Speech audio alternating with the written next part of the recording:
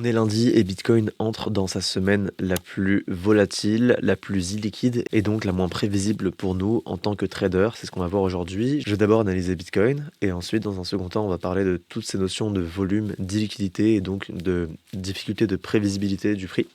Donc c'est un petit peu les thématiques pour aujourd'hui. On passe directement sur Bitcoin. Dans la dernière vidéo, on a eu un mouvement assez brutal pendant que j'étais en trade. Donc je vous ai expliqué comment j'ai managé mon risque. Je ne suis pas re-rentré en position depuis. Donc pour rappel, j'étais rentré quelque part par là et j'étais sorti par là un petit peu au-dessus de mon prix d'entrée parce que ce genre de mouvement baissier assez fort suite à un gros mouvement haussier, donc entre guillemets on ravale l'ancien mouvement, ne m'inspire pas du tout confiance et c'est pour ça que je suis sorti.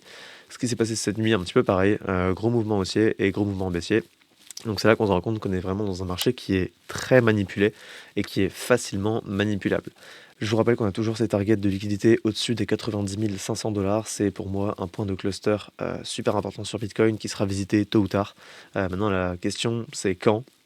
Pour moi, un bon trigger, c'est ce que j'ai dit sur mon canal Telegram ce matin. Je vous rappelle que ce canal est gratuit, vous le trouverez dans la description, dans le Linktree si vous cherchez un petit peu. Donc j'ai dit que pour déclencher ce plus haut, il y aurait un bon trigger qui serait de venir sous le plus bas de la semaine dernière, donc au niveau des 86 400 $.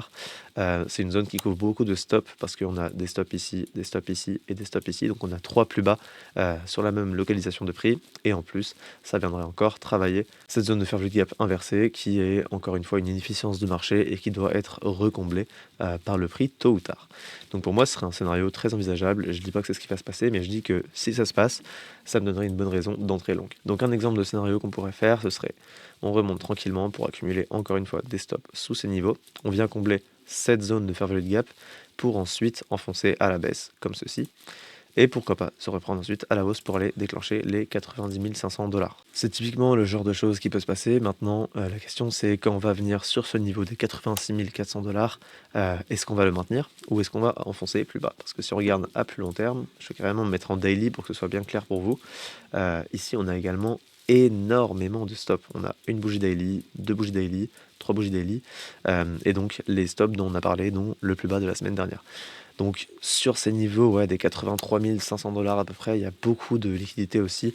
Maintenant, est-ce que cette mèche-là va être revisitée? C'est trop tôt pour le dire. Moi, je traite niveau par niveau et on est loin de ce niveau-là encore. Donc pour moi, c'est un peu tôt pour en parler. Mais c'est toujours à garder en tête qu'on peut largement foncer plus bas que le plus bas de la semaine dernière. Ça ne veut pas dire que si on va sous les 86 400 $, on va forcément rebondir. Moi, je vais surveiller la réaction du prix sous ce niveau-là, donc comme je l'ai marqué sur mon scénario ici. Et si je vois qu'on se fait complètement réavaler à la hausse, ce serait un signal haussier pour moi pour rentrer en position.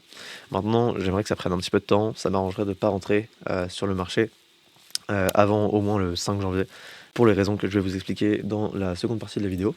Une position comme ceci, avec un stop sous ce plus bas ici, qui pour moi est absolument couvert parce qu'elle a été chassée le dernier plus bas. Donc pour moi, ça c'est vraiment, si on le perd, on va direction les 83 500 minimum, voire plus bas pour déclencher tous les stops daily que je vous ai montré tout à l'heure. Et donc voilà, donc globalement on serait rentré ici avec une target au moins aux 90 500 et on va dézoomer aussi pour voir les targets plus hautes. On a des plus hauts weekly. Ici, on en a un au niveau des 94 600 $. Ça, c'est une target importante pour le prix également. On avait fait un push dans cette zone de prix-là, mais on s'était fait rejeter par ce déséquilibre de marché ici, qui fait office de résistance jusqu'à présent et qui pourrait être cassé. Alors pourquoi pas venir dedans, se faire rejeter, accumuler en dessous, pour avoir ensuite la force pour aller déclencher plus haut. Et là, on arriverait dans les targets dont je parle depuis plusieurs semaines maintenant, les 97 000 $. Pour moi, c'est un niveau qui va être revisité. Encore une fois, on ne sait pas quand, mais tôt ou tard, on ira. C'est impossible qu'on laisse ce genre de zone intacte parce qu'on a vraiment énormément de stops sur ces niveaux. Tout ça là, tout ça. On a énormément de stops là-dessus. Et pour moi, le prix n'attend plus que de les déclencher. Mais on a également beaucoup de stops en dessous. Donc, globalement, il y aura un des deux niveaux qui sera déclenché avant l'autre. Et c'est ce genre d'information qu'on va chercher à lire dans le prix. Donc, moi, ce qui me semble le plus probable à l'heure actuelle, ce serait de nettoyer ces plus bas pour ensuite aller déclencher plus haut et pourquoi pas ensuite se retourner pour aller déclencher tout ça à la baisse.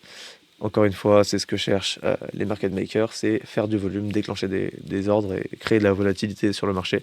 Maintenant, ça fait plus d'un mois qu'on stagne dans ce range entre les 94 000 $, 95 000 et 84 000 $. Donc voilà, on a accumulé énormément de liquidités des deux côtés, que ce soit à la hausse ou à la baisse. Et ces liquidités seront déclenchées à la hausse comme à la baisse, un jour ou l'autre.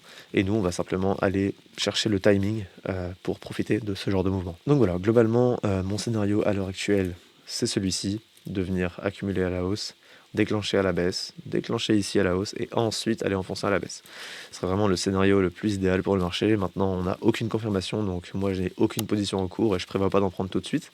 Mais c'est un petit peu mon idée pour le marché actuellement. Et donc maintenant, seconde partie vidéo, on va vraiment parler du fonctionnement interne, structurel du marché, de pourquoi est-ce qu'on est en train de voir des mouvements très forts comme ceci. En une heure, on vient enfoncer littéralement 1,6% sur Bitcoin.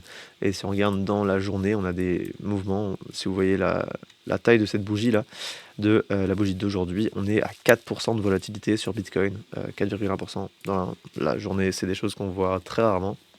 On le voit quand même sur le marché crypto plutôt que sur les autres marchés comme les indices ou autres. Mais vraiment, ce genre de mouvement arrive bizarrement dans la semaine actuelle. Là, on est vraiment dans la période des fêtes de fin d'année. Le changement d'année aura lieu cette semaine et c'est vraiment la période dans laquelle toutes les institutions font leur rebalancing de folio et donc vont liquider des positions pour en reprendre d'autres. Et c'est le genre de mouvement qu'ils vont faire plus à long terme. Donc ils vont pas regarder les variations de prix à court terme comme ce qu'on fait nous. Et donc ils vont simplement aller exécuter des ordres d'une taille conséquente qui vont faire bouger énormément le marché parce que les acteurs à court terme ne sont pas là, ne sont pas sur les marchés dans ces périodes parce qu'ils savent que le marché est illiquide et donc compliqué à prévoir et à anticiper. Et donc le marché est beaucoup moins liquide, comme dit, il y a beaucoup moins de volume, et donc le marché est plus facile à faire bouger avec des plus petites sommes. Je peux vous le montrer ici, on est sur CoinGlass, donc c'est une sorte d'agrégateur de données des marchés, et ici on peut voir que depuis le 13 octobre, on a une chute considérable du volume, et elle se remarque encore plus depuis ce mois de décembre, cette fin du mois de décembre. On peut voir ici que les volumes sont vraiment inexistants, on a 200 milliards journaliers, c'est très très peu pour le marché crypto, qui peut atteindre, comme on a vu le 10 octobre par exemple, si on le regarde ici, des volumes de ici 800 milliards. Donc on est très loin de ces volumes-là et ça s'explique simplement par l'absence des gros acteurs de ce marché. Et c'est pour ça que personnellement, je n'aime pas trader dans cet environnement de marché-là, très volatile, très illiquide, très manipulé. C'est un peu plus du casino que du trading et personnellement, c'est pas mon métier. Donc j'essaye de me tenir un peu plus loin du marché. Si j'ai vraiment un setup comme celui-ci qui pourrait se déclencher, je vais envoyer moins de risques sur la table parce que simplement le risque global que je ne maîtrise pas, il est plus élevé que la norme. Et s'il y a bien une chose que je peux gérer, c'est combien j'envoie dans ma size, quelle size je mets sur la table dans ce genre de moment-là.